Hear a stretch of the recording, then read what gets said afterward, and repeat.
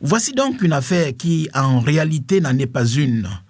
Il y a quelque temps, un individu, un parfait inconnu, s'est rendu à la radiodiffusion nationale pour tenter d'y diffuser un document qui avait les apparences, mais les apparences seulement, d'un décret présidentiel le nommant lui-même comme vice-président de la République. C'était une aventure qui a logiquement tourné court. Le document, qui était un faux, n'a pas été publié. Il ne pouvait de toutes les façons pas l'être. On ignore quelles sont les motivations de cet individu. Serait-ce un déséquilibré mental ou quelqu'un qui voulait simplement faire parler de lui, faire comme on dit le buzz, ou alors était-il manipulé? Si oui, par qui? L'individu mis aux arrêts est exploité par les services compétents. Peut-être saura-t-on bientôt ce qu'il en est véritablement. L'affaire aurait pu s'arrêter là parce que, en fait, elle ne méritait pas mieux.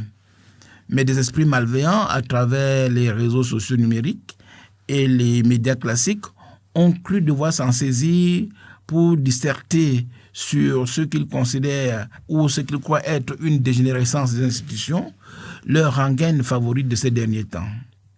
D'autres encore ont trouvé ici du pain béni pour jeter l'anathème sur des collaborateurs du chef de l'État, des hommes et des femmes qui s'illustrent par leur loyauté. Personne n'en a encore donné la preuve du contraire. Dans un cas comme dans l'autre, les intentions sont claires. Manipuler l'opinion, semer le doute et, pourquoi pas, le trouble dans les esprits. Le communiqué du ministre de la Communication et porte-parole du gouvernement, signé le 30 juin dernier, vient donc à point nommé. René Emmanuel Sadi rappelle les faits afin que nul n'en ignore. Il fait savoir que, je cite, « la diffusion des actes officiels dans notre pays, notamment les décrets, les arrêtés, les nominations, les ordonnances, les annonces légales, émanant soit du Premier ministre, des ministres ou de toute autre autorité habilitée à les signer, obéit à des procédures strictes et réglementées qui visent à garantir leur fiabilité, leur crédibilité ainsi que leur opposabilité aux tiers. » Fin de citation.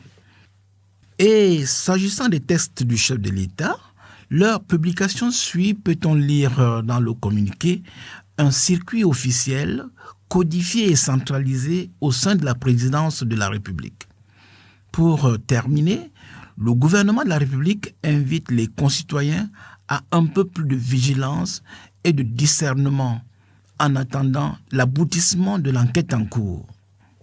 Et à l'adresse des pêcheurs en eau trouble, on pourrait simplement dire ceci: le président de la République gouverne en s'appuyant sur des collaborateurs qu'il connaît bien et qui ont sa confiance. Qu'on le tienne pour dit.